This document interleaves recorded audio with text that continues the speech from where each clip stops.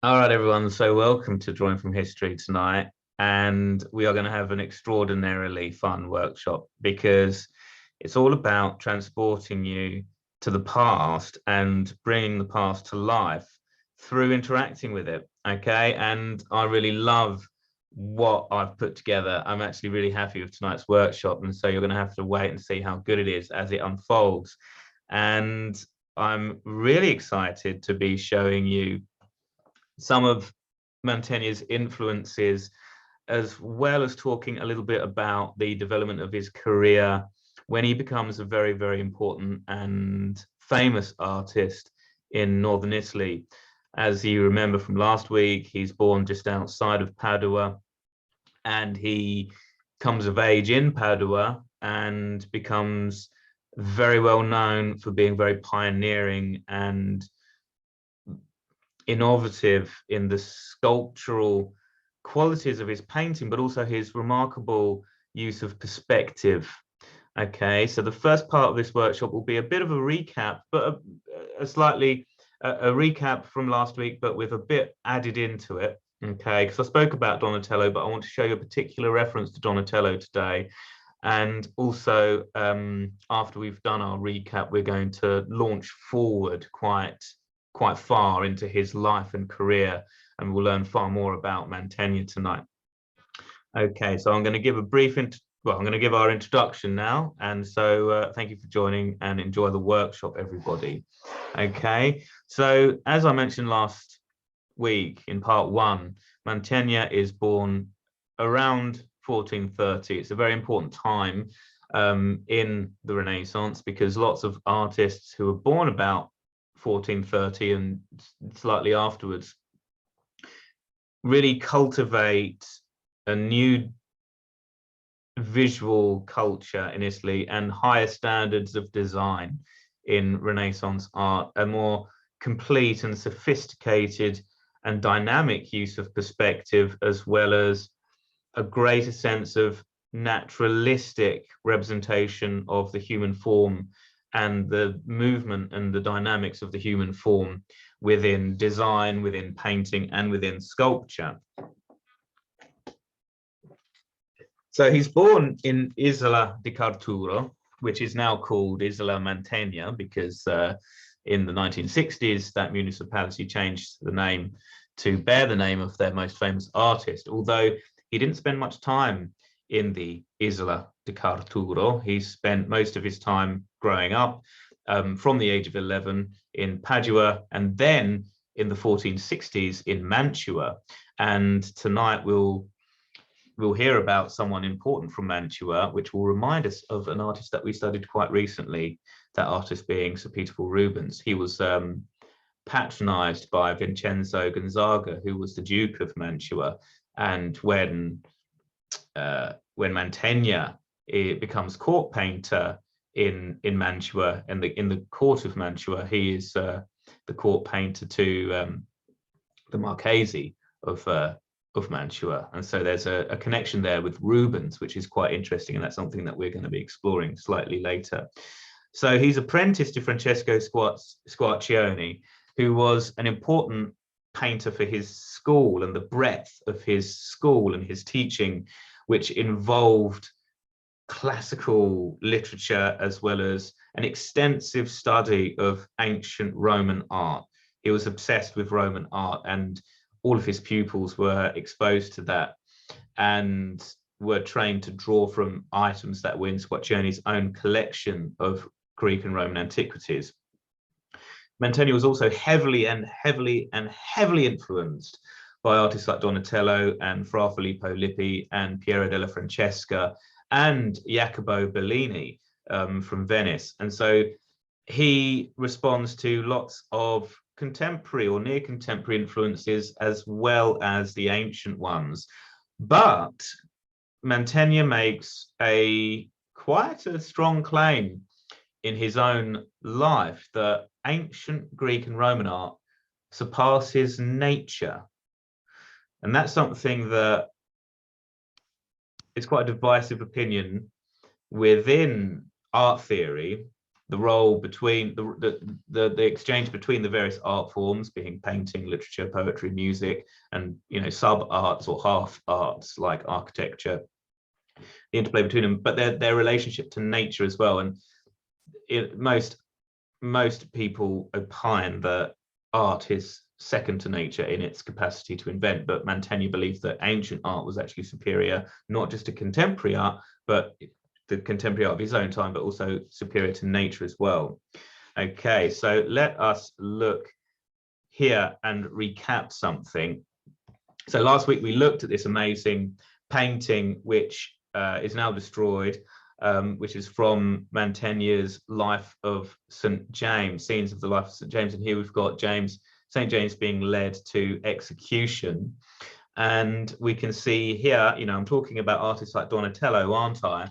And I can show you here how Donatello impacts Mantegna, because if I do this, you will see Donatello's St. George here.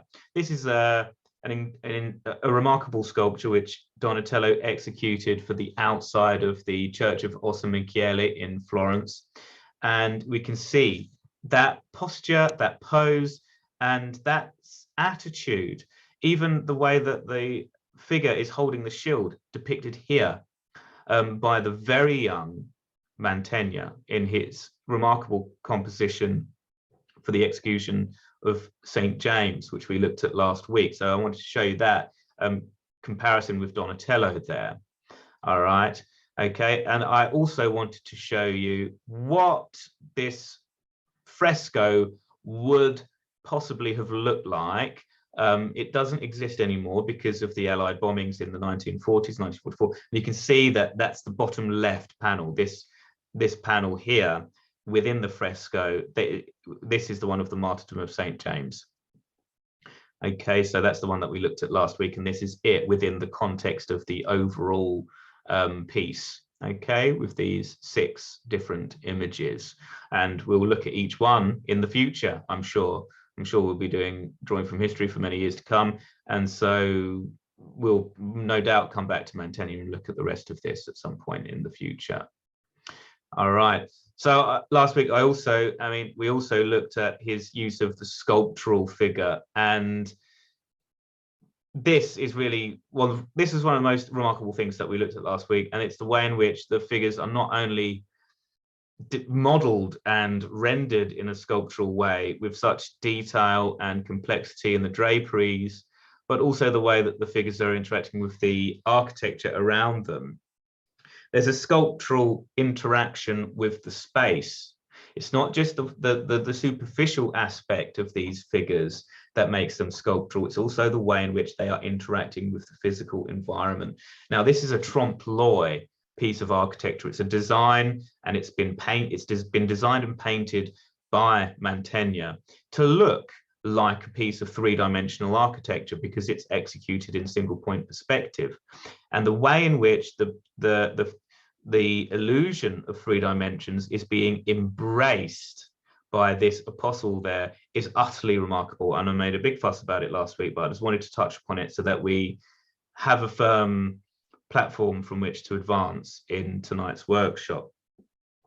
So Mantegna is working on this sort of painting, the Agony in the Garden, by the 1450s.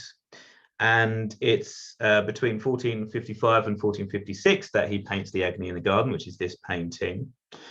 And it's earlier that he executes those remarkable frescoes in the Overtari Chapel, which began in the 1440s. In 1448, Mantegna started working in the Overtari Chapel, where he painted those St. James paintings, as well as the absolutely incredible Assumption of the Virgin.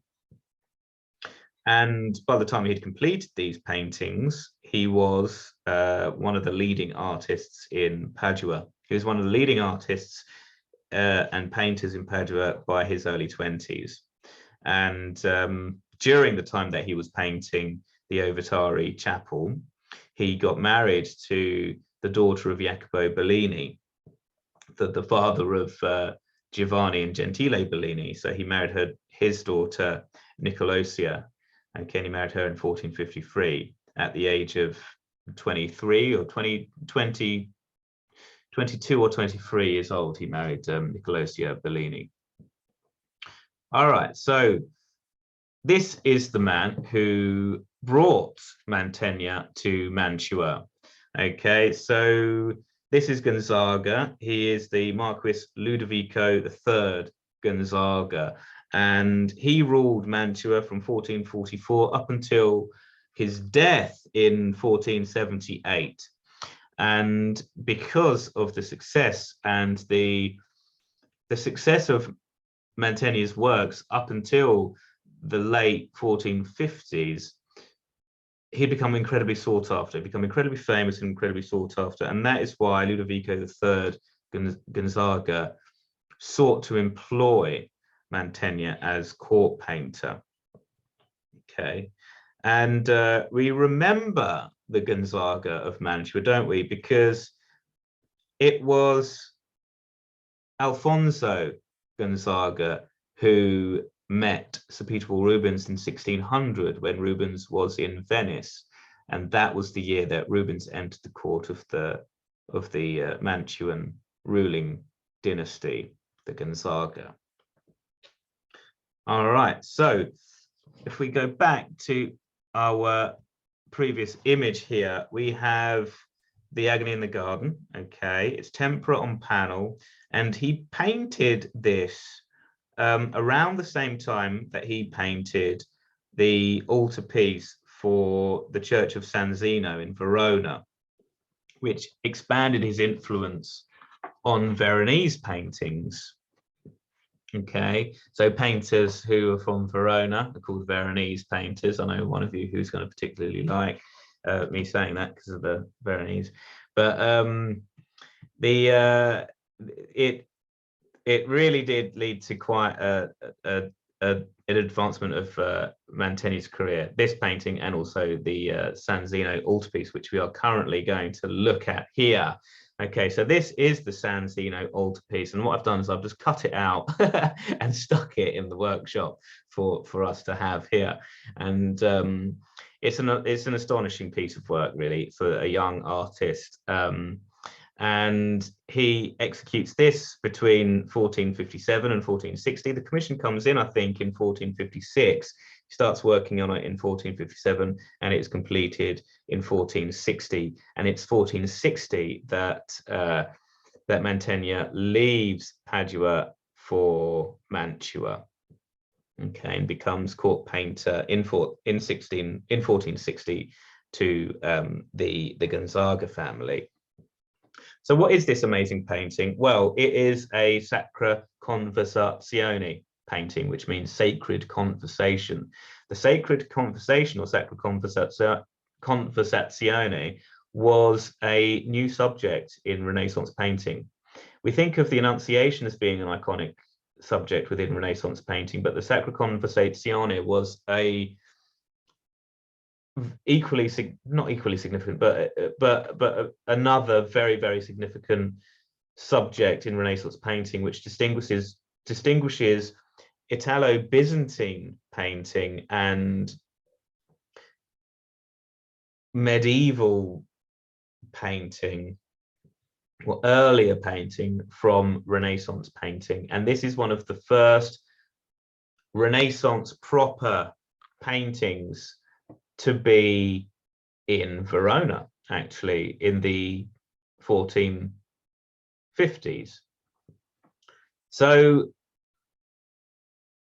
let's have a little closer look here. Well, or I could just give a quick overview of the entire painting. So the Sacra Conversazione is when the Virgin and Child is depicted alongside a grouping of saints.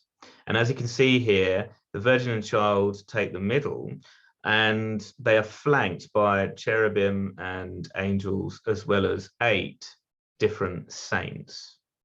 So that, below the triptych, which is the Sacra Conversazione, the main sort of band of the altarpiece, there are these predella panels. We've got the crucifixion, we have the resurrection, and we also have an agony in the garden there on the left, at the bottom left. That is a little agony in the garden.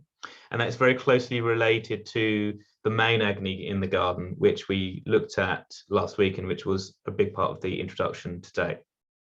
So let's zoom in on the Sacra Conversazione, and I'm going to make that the full screen for you to draw from. Okay, so there you go. Now this is where you can really get your teeth into some drawing. Okay, so the introduction is now done, and I hope that you were all finding your way into a drawing, and this is quite an amazing thing to have here.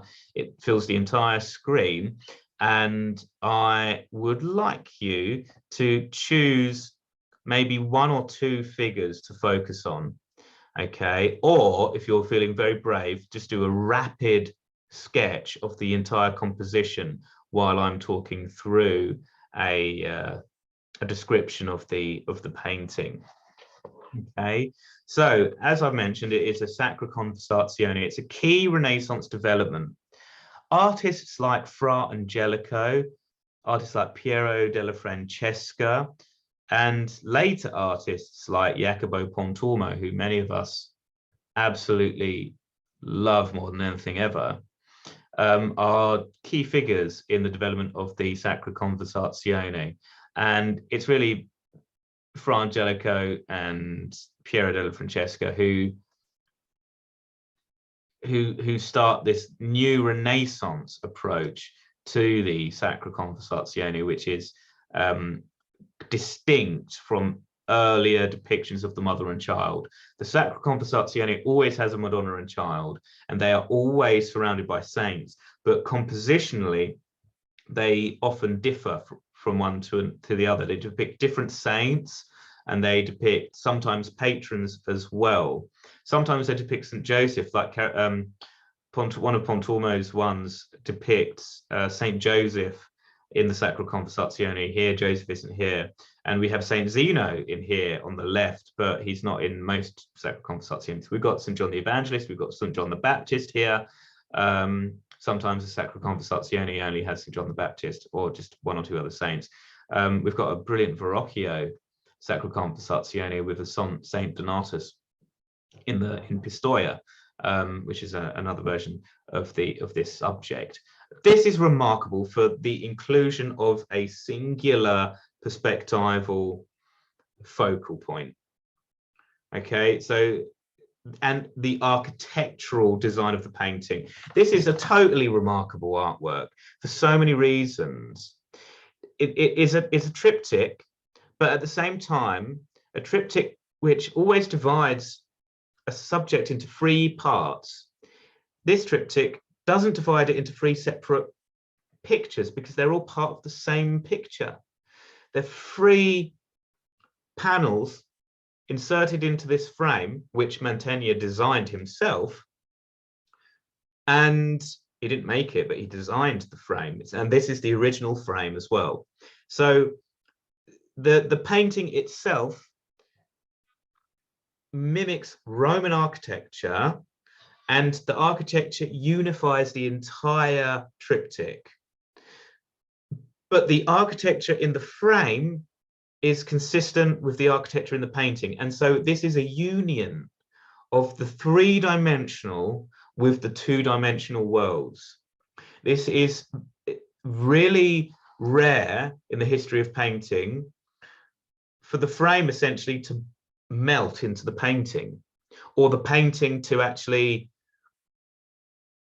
merge with its physical three-dimensional surroundings. Now, we saw Mantegna playing with these ideas earlier, but I think in this artwork we're starting to consolidate an idea of how genuinely remarkable and advanced he is as an artist. He doesn't only think as a painter, he thinks as someone who creates mise en scène, as someone who forces his two-dimensional imagery to interact physically with the three-dimensional surroundings of his works. And that can be done in a trompe-l'oeil manner, with the painted arm of the apostle wrapping around the painted pillar, like we had in the Assumption of the Virgin, or it can be the physical architecture of the frame interacting with the painted architecture within the image. Okay, so we have a triptych, which is 3 separate paintings, unified perspectively and pictorially within one scene. And that is made very clear with the architecture, which unites the 3 images. And this architectural setup and composition is also integrated with the framing. So it's totally unbelievable. The perspective is very low perspective. The horizon line is a very low. Well, the perspective of the floor is very extreme. The horizon would be around about the Virgin's feet, I think. And it's as though we are looking up at her and we are looking up at the saints. Yeah, the vanishing point is very low. The horizon line is very low. And that kind of forced perspective is something that Mantegna learned from Squarcione, his teacher. We only have a couple of works that survive from Squarcione that are attributed to him, but he was very famous as a painter, and his workshop had quite a wide reputation, quite a strong reputation, and he was known to really be obsessed with perspective and ancient Roman art. And so these are elements that really come from Mantegna's training. And Mantegna didn't always remain on good terms with Squarcione, because according to Mantegna, some dispute arose around payment for Mantegna's works, and for Squarcione taking credit for works that Mantegna was more duly should have been considered more responsible for. And so a dispute arose there, which was one of the reasons why Mantegna left Squarcione's workshop at the age of about 17. But here we've got this remarkable painting, and I hope that you're enjoying drawing it as we're going over some of the history. And I'm just going to take you further in now to some of the details. And the image isn't changing, so don't worry, you've still got time to draw. But I'm just going to talk a little bit more about some of the details. So, as I was saying, the Sacra Conversazione relates to some key developments in the development of Renaissance painting as a whole. Mantegna is here referencing those developments. He's aware of Fra Filippo Lippi, who had stayed in Padua. He's aware of, most certainly, of Donatello. He's aware of his teacher, of course, Squarcione, and he would have been aware of Piero della Francesca. And so he's also showing an awareness of Byzantine iconography. The Sacra Conversazione really stems from the idea of the divine prototype of the Virgin and Child. And this is the Virgin and Child as a topic in and of themselves was one of the main subjects of Byzantine icons.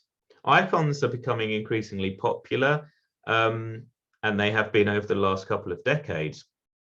And the production of Greek and Russian icons has become more popular in recent years, with little workshops popping up all over the place, people who have trained in Greece and so on. It's a very interesting thing. I have a friend who's working on icons at the moment and painting an icon in his Greek Orthodox church. Maybe I'll get him to collaborate with me and do a workshop at some point.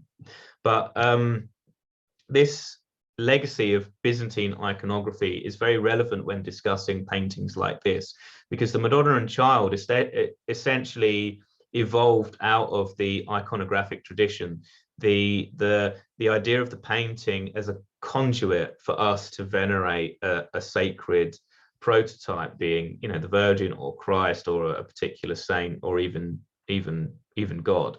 So this evolves out of a Byzantine tradition. But as you can see here, this level of naturalism, this level of architectural space and complexity, this level of architectural complexity, and the fact that the figures seem to all interact within a ordered three-dimensional setting is what distinguishes Renaissance painting from medieval painting and from the icon.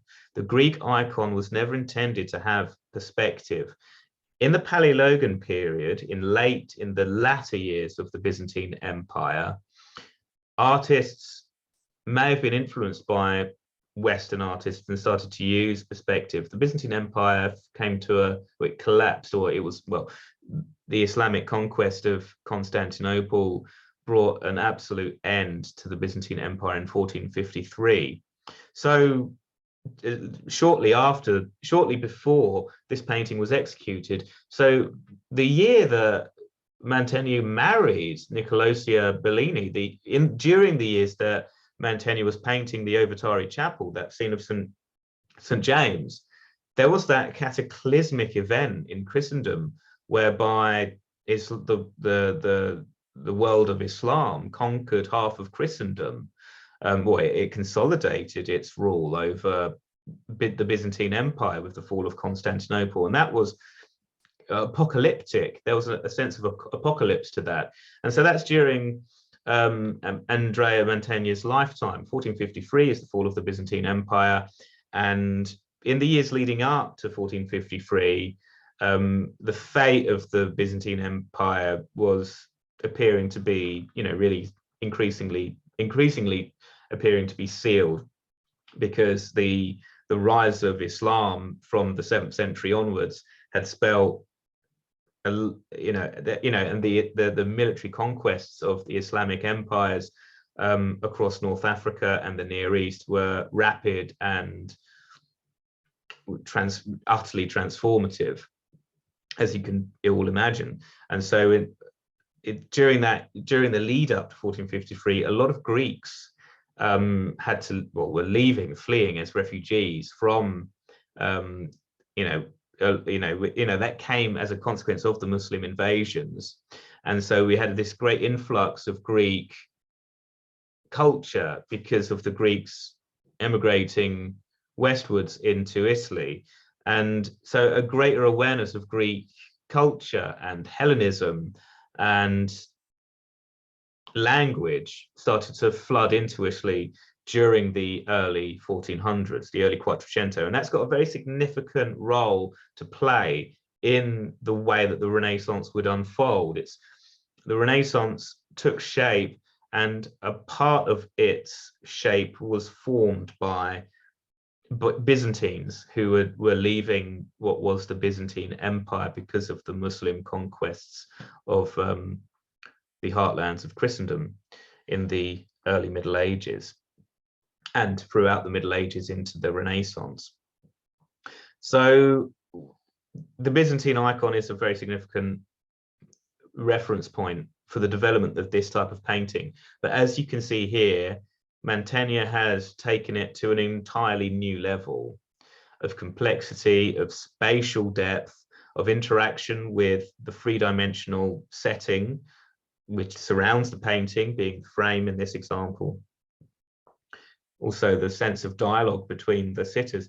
Icons in the Byzantine tradition were never meant to have perspective. They were stylized in order to be two-dimensional. They were not supposed to be naturalistic. Renaissance art is supposed to be naturalistic. It's intended to be naturalistic and supposed to look like it's drawn from nature. The inspiration is taken from nature itself or herself. Whereas with the Byzantine icon, naturalism is not the aesthetic paradigm which they are working within. The aesthetic paradigm within which the Byzantine icon painters are working within is formalism.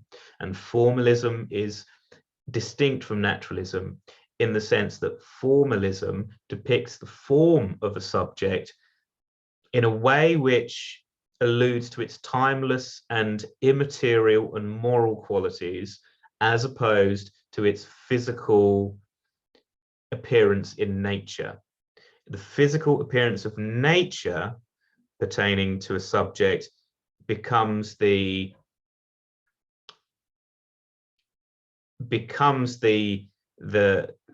source of inspiration for artists who seek naturalism in their work. But formalism is different. It's about the form, but not making it look naturalistic, making it look transcendental.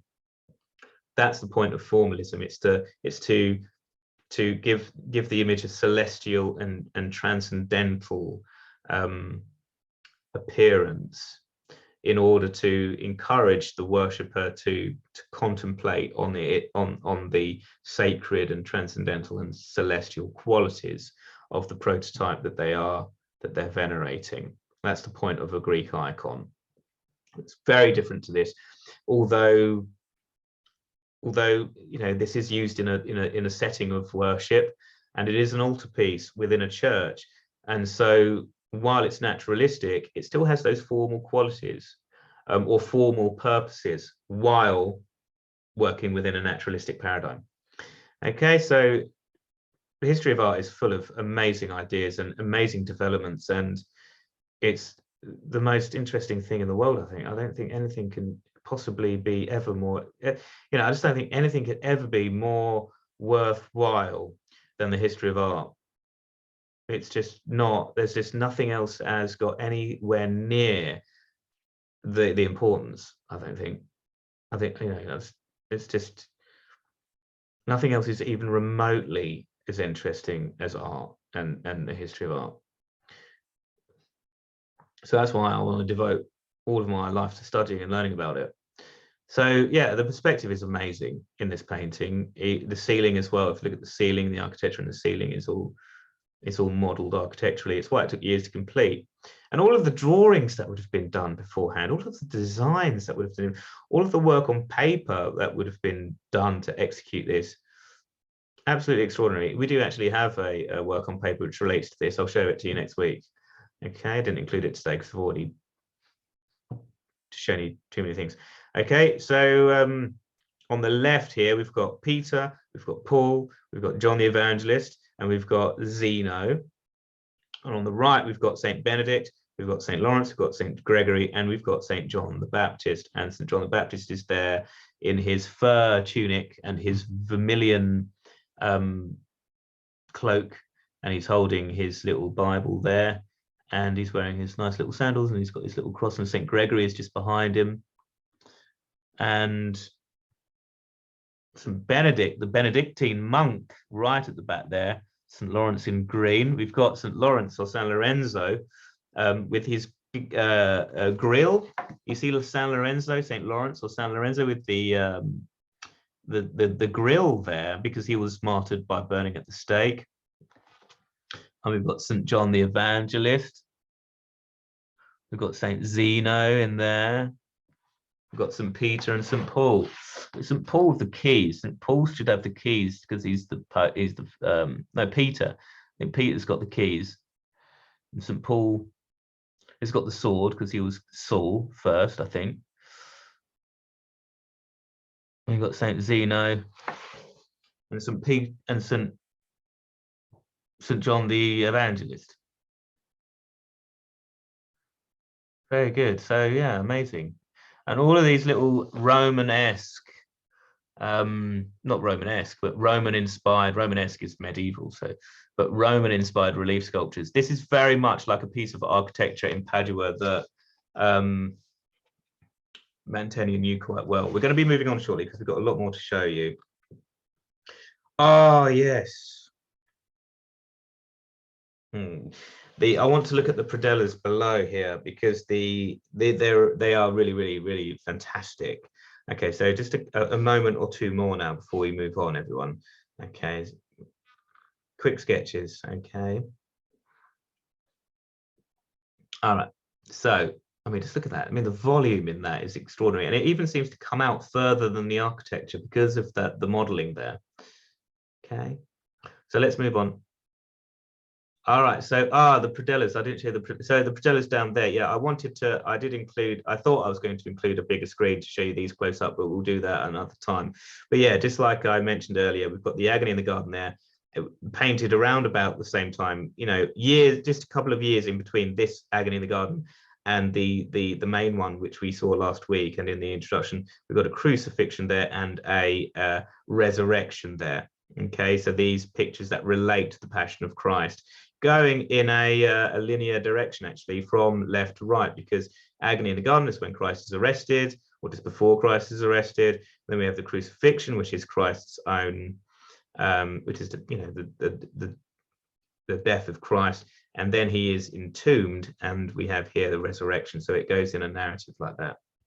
Absolutely fantastic. And those three little panels are just below the main altarpiece, the main triptych.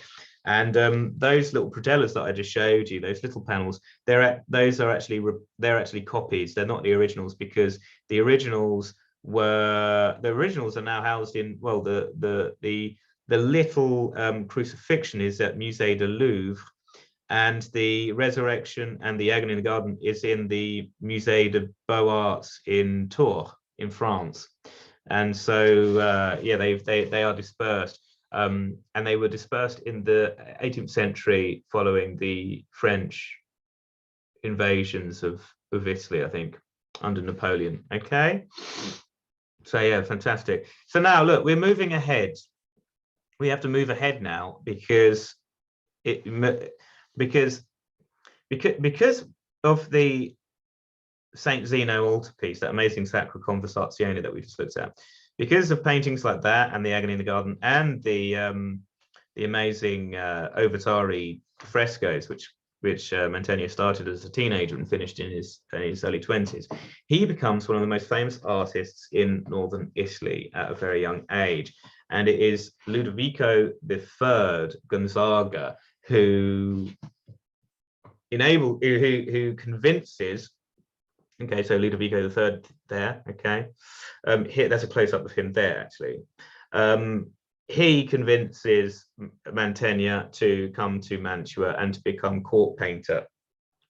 In this time, artists were highly sought after by elites, okay, by aristocratic elites and courtiers. And that's because in this time, courtiers needed to have, or courts, aristocrats, they needed to have artwork that supported their status and supported their legitimacy. And so our aristocrats, like the Gonzaga, would seek out famous artists to paint public and private and semi-private artworks, which would make an impression on not just the population in their own municipalities or their own areas or districts, their own states. Mantua is an independent city-state here, a semi-autonomous city-state. And it's ruled by the Gonzaga family. It's way before the unification of Italy, so it's, Mantua is an independent city-state, competing with, Ferrara and competing with Venice, and so it's a small city-state which is independently run. It's a semi-autonomous city-state. I say semi-autonomous because no state is really entirely fully autonomous, because you still have the sort of cultural and theological sort of influence and power of the papacy, of the church. So they're not fully self-governing. But they are, people like Gonzaga relied on artists like Mantegna, because if you're going to have a court, which is where your political decisions are made, it's where your political negotiations are made, it's where ambassadors are met, it's where delegates are housed, and it's where that kind of political dialogue occurs. And so your surroundings are very important, and the artwork is incredibly important, especially in the early modern period. The image is incredibly powerful. And what this image is a depiction of the court of Gonzaga. And this is something that Mantegna started 5 years after entering the court of the Gonzaga family. He'd entered the court of the Gonzaga family in 1460. And he was needed in order to do this kind of artwork, because it enhanced the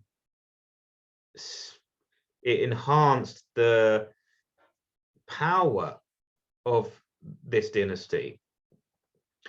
in order to compete in the region, in the overall northern Italian region, the Gonzaga family needed artworks that showed their status and would show that they were on a similar level to rulers in more powerful areas such as Venice. So this is a painting of the Gonzaga court, the Gonzaga family court. And we can see how Mantegna has depicted them in a courtly setting.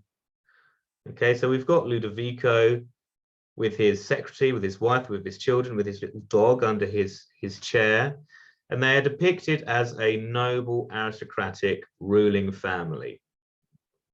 And it's painted in the style of the great Andrea Mantegna, and that would have really said something to visitors and to other officials who were visiting the Gonzaga or who had an audience with the Gonzaga. Now, this painting, you may know, belongs to one of the most epochal painted rooms in the entire history of the Renaissance. And it was commissioned by the Gonzaga. Mantegna was commissioned by the Gonzaga to paint this room, this painted room, as a part of their sort of private and semi-private function rooms. Okay, so sometimes the Marchesi would actually sleep in there. It would be a sort of a sleeping room or a dining room or an entertaining room, somewhere where delegates and visitors would be brought. So by 1460, Mantegna was incredibly sought after and famous. And as I've been mentioning, artists at this time were needed by powerful men to establish them culturally. And that's exactly what this painting is doing. It is establishing the Gonzaga family as an aristocratic clan who are powerful enough and important enough to commission an artist like Andrea Mantegna. And Andrea Mantegna at this point is really the artist for the job.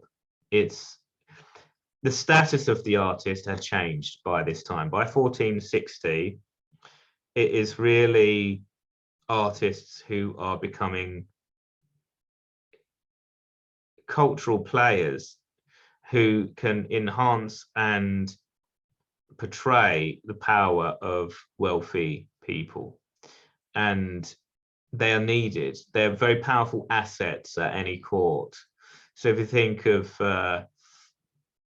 Ludovico Sforza in Milan during the 1480s, it's Leonardo.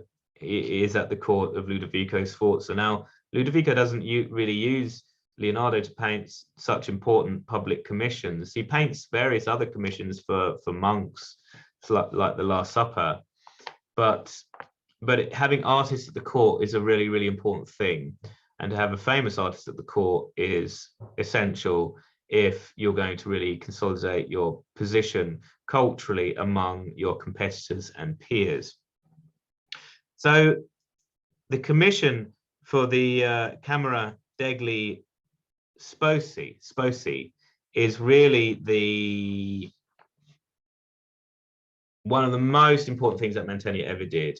The Camera degli Sposi is a painted room in Mantua, which is painted on all walls and the ceiling by Mantegna. And this is one of the main paintings in the room. This is the court of Gonzaga.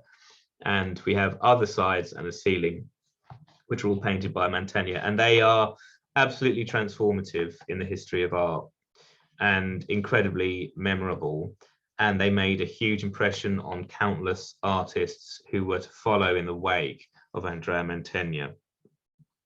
Okay, so the Camera degli Sposi literally means a bridal chamber or a wedding chamber. Okay, so it's a chamber devoted to the celebration of a kind of marriage or something like that. Okay, that's what it's called. That's what it's named after. And you know, it's a part of the broader court. You know, this camera, this room, this chamber is really a part of the court of Mantua, where they would entertain and where they would interact with other elites. This is a place where they would interact with important persons from other courts.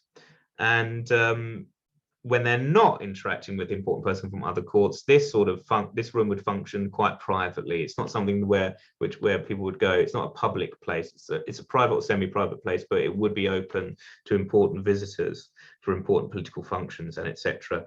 And it's painted by Mantegna between 1465 and 1474, so about a decade, 9 years he spends working on this. Now, what about those years in which Mantegna paints this amazing thing? Between 1465 and 1474, that decade, okay, or just under a decade, is one of the most important little eras within the history of the Renaissance, isn't it? 1460s, Piero and Antonio Pollaiolo are the dominant artists in Florence, alongside Domenico Ghirlandaio, Pietro Perugino, and Andrea del Verrocchio. During those years, the young Leonardo da Vinci is an apprentice and then an assistant to Andrea del Verrocchio. That's when Leonardo da Vinci is growing up in Florence, during the years that Andrea Mantegna paints the Camera degli Sposi in Mantua. Okay, so he is a forerunner to the generation of artists to which Leonardo would belong to. And if you think about him finishing this in 1474, the year after 1474, which is 1475, of course, that is the year in which Michelangelo is born.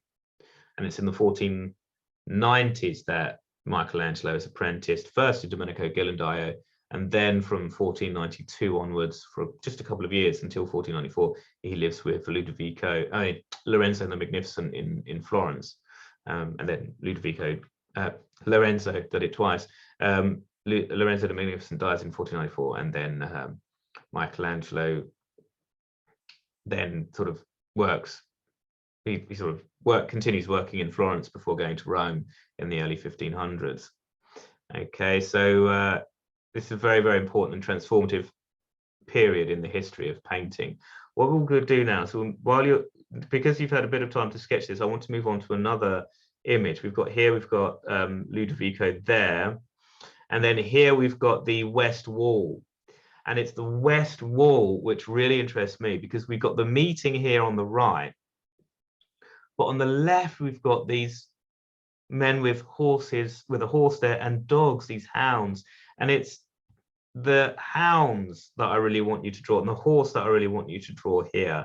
So in these details from the Camera degli Sposi, this is what I really want you to look at. So this panel here, this detail there with the horse, is really, really, really fantastic. And so I've included both of them here.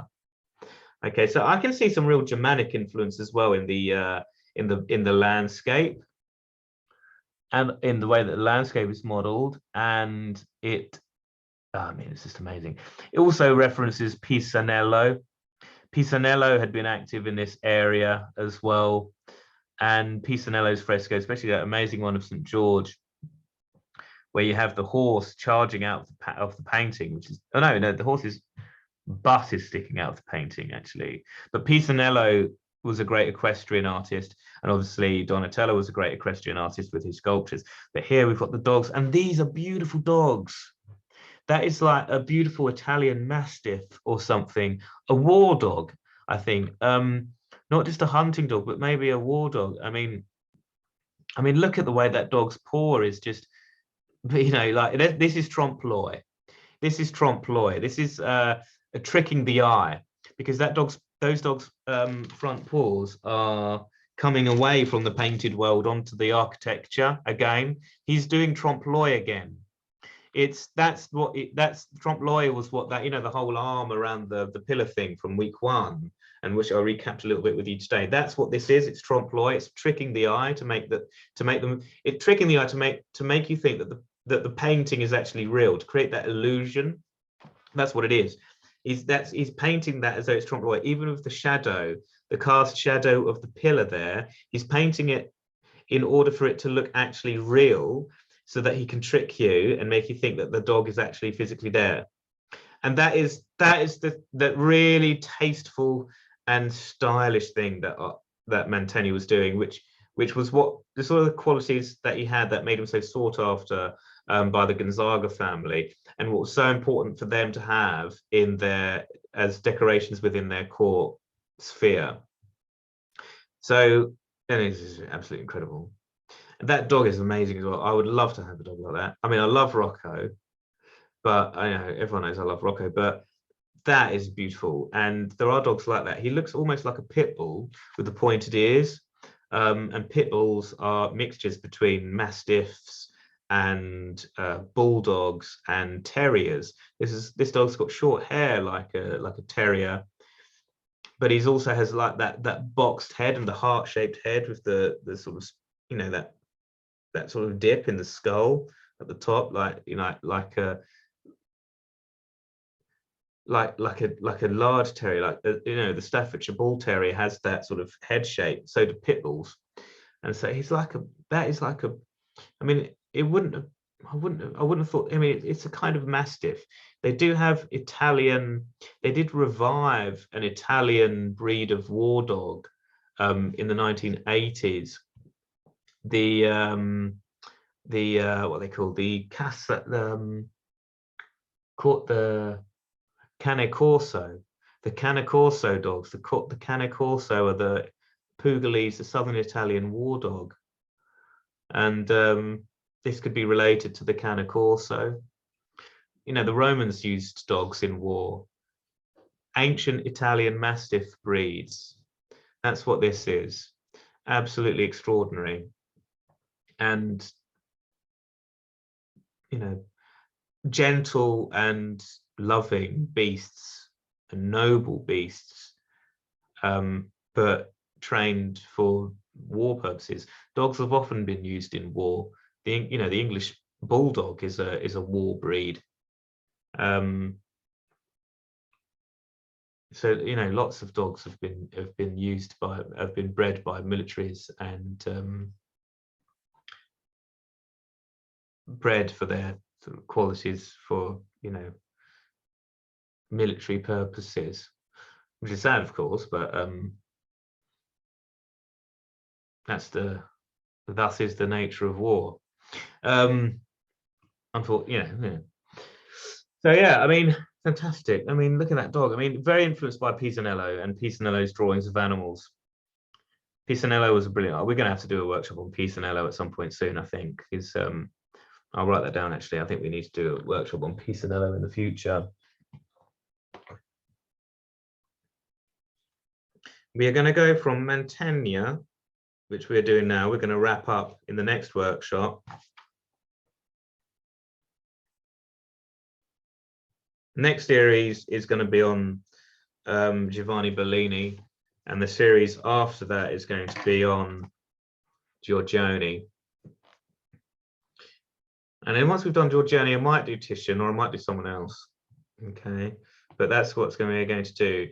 And next week I'm away, and I need to take a couple of weeks because I'm building a second part of the Renaissance Workshop. I'm establishing Renaissance Workshop Materials, and Renaissance Workshop Materials is the sister company to the Renaissance Workshop. So the Renaissance Workshop is the art education. So where we do drawing from history. It's where we do the courses, the 6-week courses, the 12-week courses, the year-long courses, and the life drawing. And so that's the Renaissance Workshop, and Renaissance Workshop Materials is the sister company. And over the next couple of weeks, I'm launching that company. So next week, I'm actually on holiday. I'm away in Norfolk. And so there's not going to be drawing from history next Monday, but I'm going to do my very best over the next couple of weeks to upload little videos onto YouTube just for you to access for free, which will be something for you to, you know, enjoy on Mondays on YouTube. And it will be something like a demonstration of how to use a technique that Leonardo da Vinci used. I'm thinking of doing a silver point video to talk to you about silver point.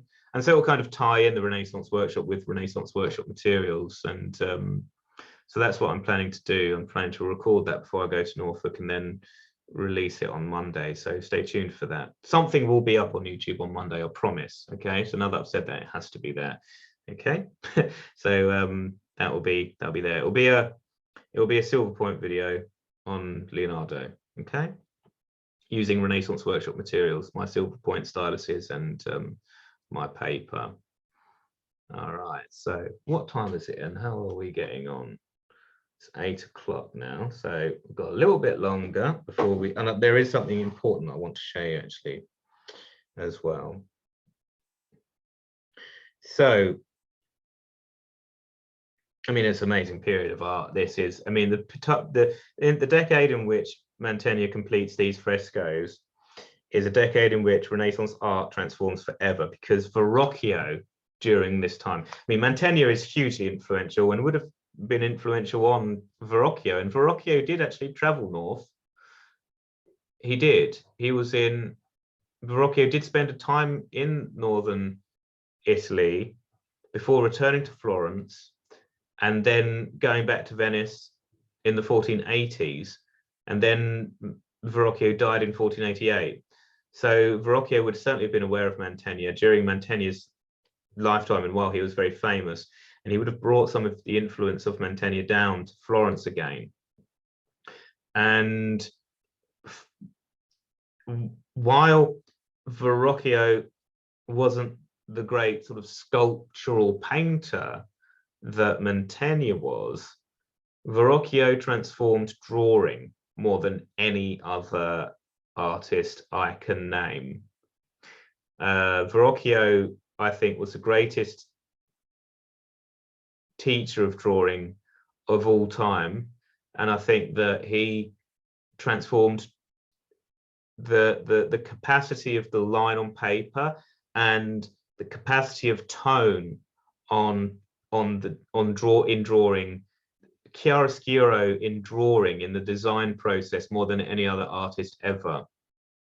For his use of silver point and for his use of charcoal and black chalk, and his use of mixed media as well, and his emphasis on drawing from life, and his emphasis on drawing from sculpture, and also his innovations as a sculptor.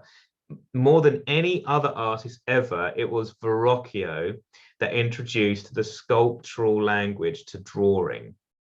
And that's why Leonardo's drawings are so effective. And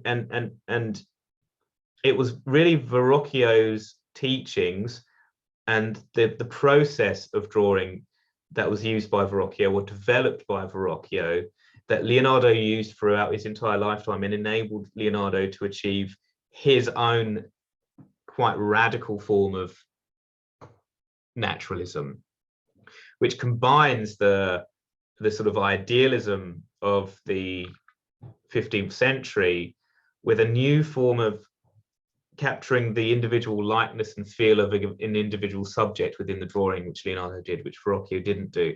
So there are things in which Leonardo advanced on, but he always uses the exact same method as Verrocchio in drawing. And Verrocchio is the most important draftsman in the whole of the Renaissance. Every artist after Verrocchio would have drawn very, very, very differently had it not been for Verrocchio.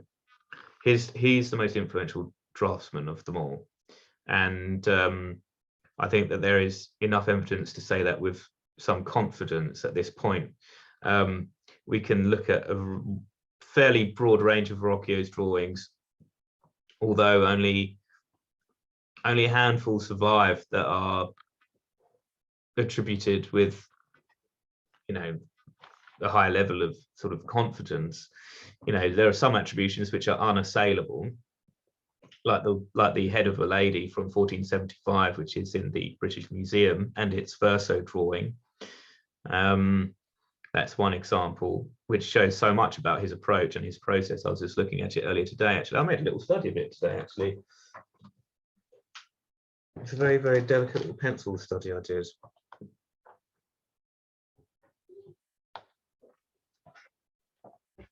It's an unfinished drawing by Verrocchio, which I just made a little study of,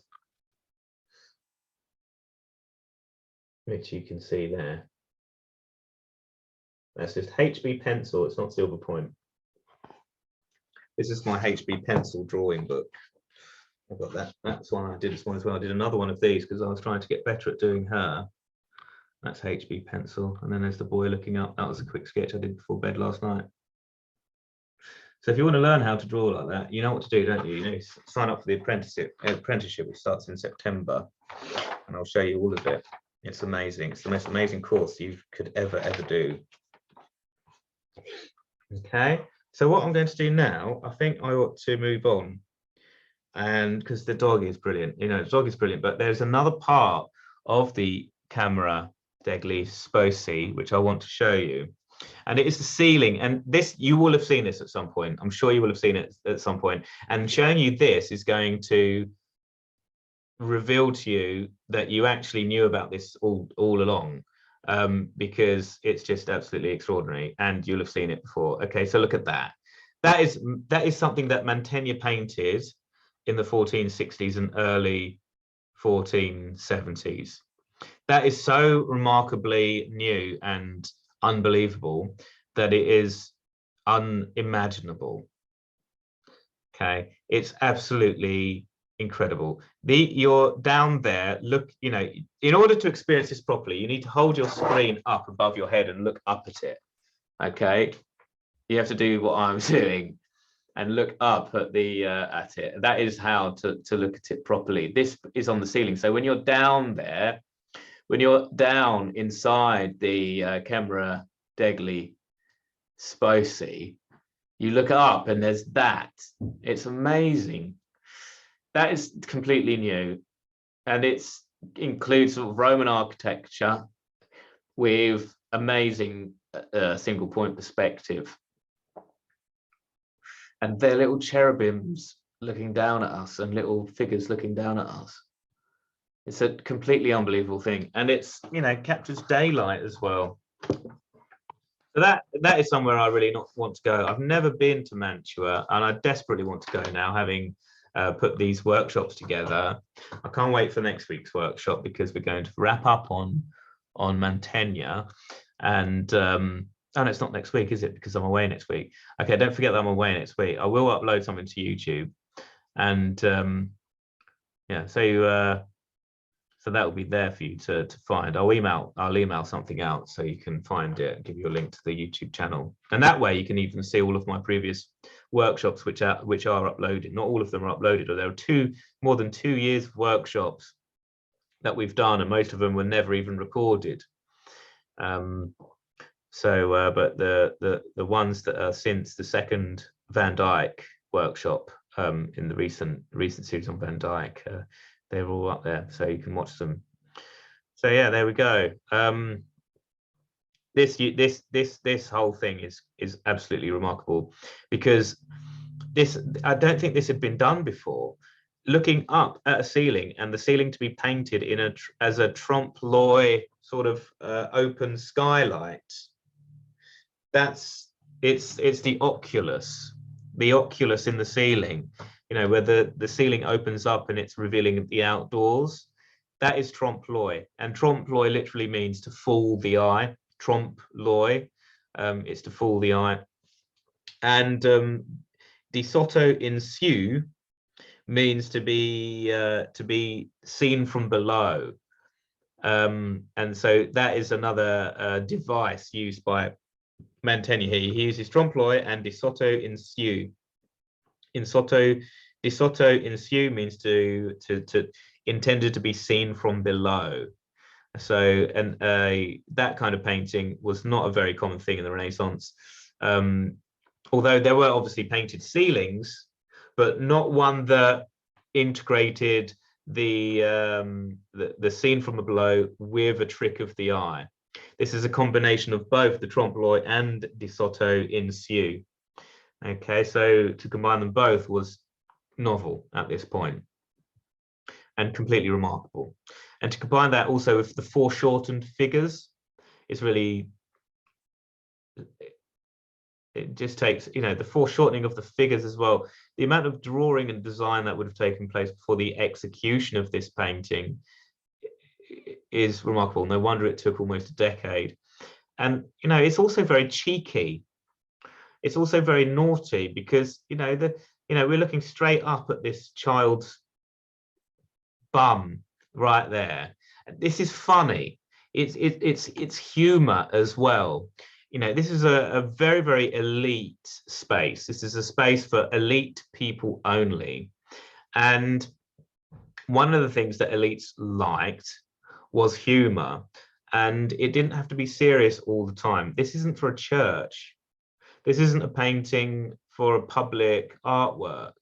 This is private, semi-private, for very specific functions, for politics, for negotiations, for elites to converse and to entertain. And this is a glimpse into the high culture of the Gonzaga court of Mantua. And it shows that they are, you know, they're not the fuddy-duddies they might have been. Okay, so what I'm going to do is I'll stop recording and I will carry on, let you carry on drawing for a little while. Okay, so if you're watching on YouTube, thank you very much, and really hope you've enjoyed the workshop, and I'll see you soon. Okay.